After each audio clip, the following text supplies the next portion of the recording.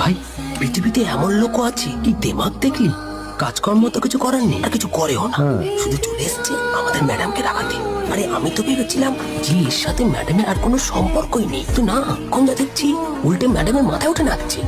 মাঝে মাঝে মনে হয় এদের দুজনের বিয়ে কিভাবে হলো। আর বিয়ে তো অনেক পরের কথা, 2 বছর হয়ে গেল এদের এখনো ডিভোর্স হলো না। আমার তো ভাবলে কিরকম অবাক লাগে। যা বলেছিস।